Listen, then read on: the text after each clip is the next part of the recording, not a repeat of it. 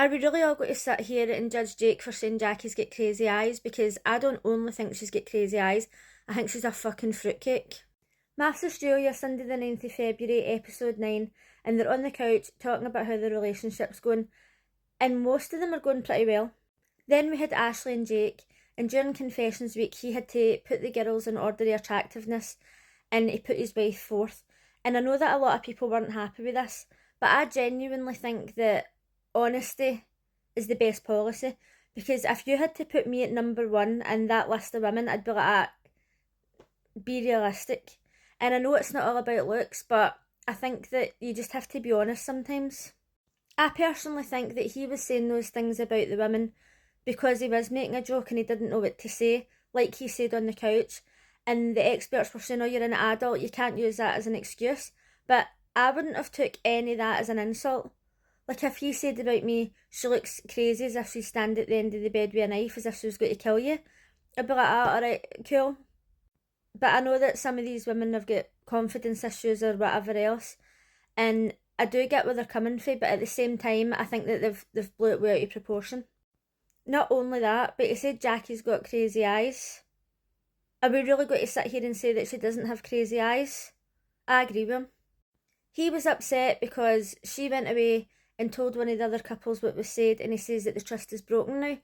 Everybody knows that your girlfriend, your husband, whatever, they're going to have somebody that they go and talk to and they go and vent to, because if something happens in your relationship, you have to talk about it. Bottling it up's not going to help anybody.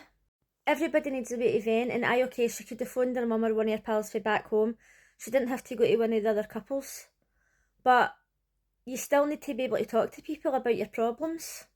Billy was absolutely pissed about what he said about his wife, and Billy is so sweet, he's so nice, he seems like such a genuine person, and he was right to stand up for his wife, but I just personally think that they all just took it way too far.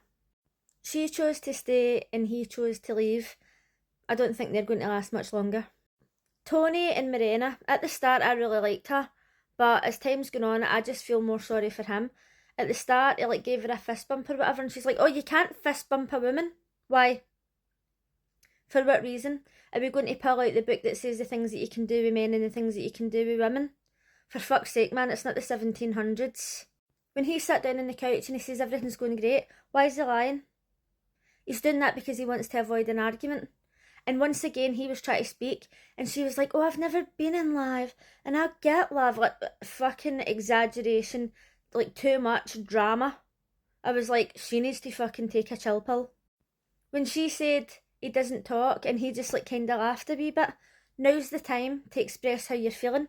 Now's the time to say, well, do you know what? I would speak if you were quiet for long enough to let me voice my opinions. But he just doesn't want to argue, and the experts didn't even say anything. You could tell that she wasn't letting him say what he was thinking. And it's not that I don't think that Morena is a genuinely nice person, but she's too full on. And I don't think that the two of them are going to last very long.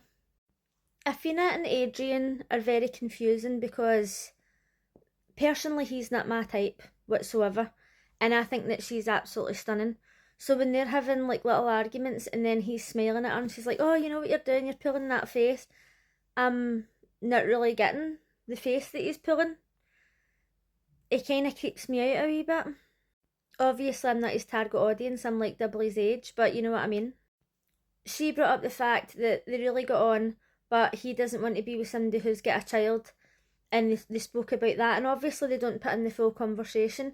But I wish that she had have brought up the fact that he didn't write the letter, because I wanted them to go deeper into that and want to know what his issue is. I don't trust him at all. He gives me the creeps, and I don't know why.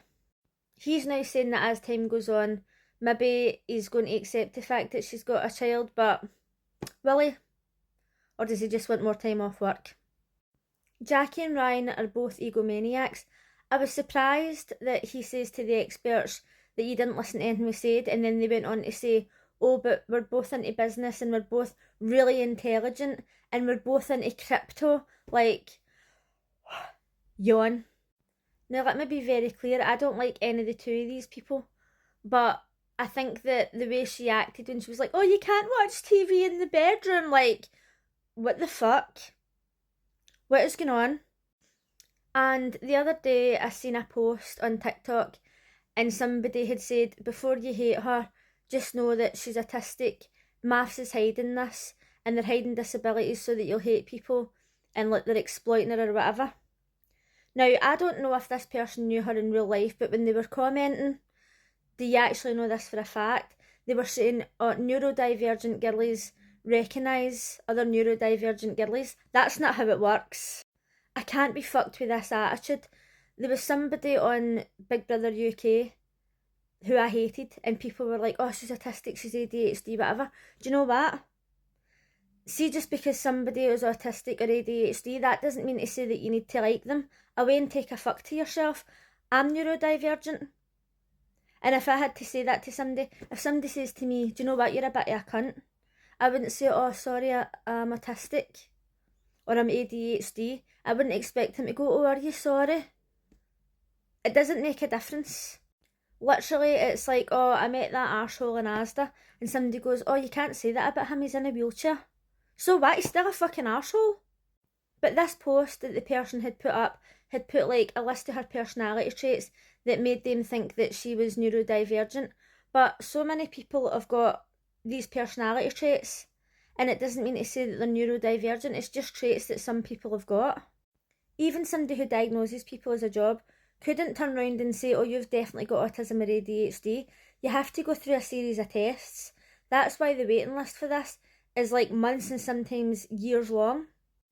And even if she is neurodivergent, maybe she didn't disclose that to the show, or maybe she did and she asked the show not to tell anybody.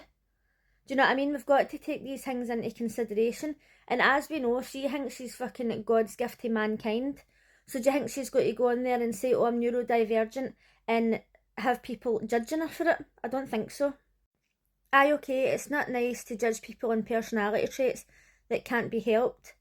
But at the end of the day, if you don't like somebody, you don't like them. Don't come out with, oh, they're neurodivergent, so you have to be BFFs. No, absolutely not. And are you really going to sit there and tell me that she doesn't have crazy eyes? Because in this video, it was saying that she looked like a specific character, and other people were saying that she looks like another green character. And that green character has got crazy eyes. And that's all I'm saying. I don't think these two will last, but I actually hope they do, because then the rest of the singles in Australia will be safe for these egotistical, narcissistic cuntbags. Finally, we had Katie and Tim. The fact that he walked in was an absolute redneck. The fact that Jamie was sitting laughing at him, I thought, oh my god, I absolutely love her.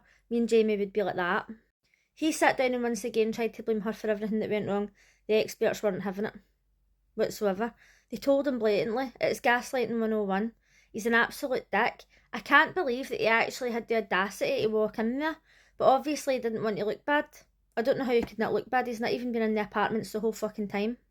There's so many people who keep making comments saying, oh, she's never going to find a man, like talking about her looks.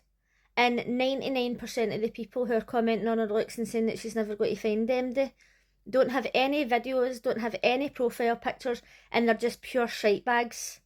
And it's laughable. And I know a lot of people are also saying that she's a bad person because she scammed people out of money or whatever.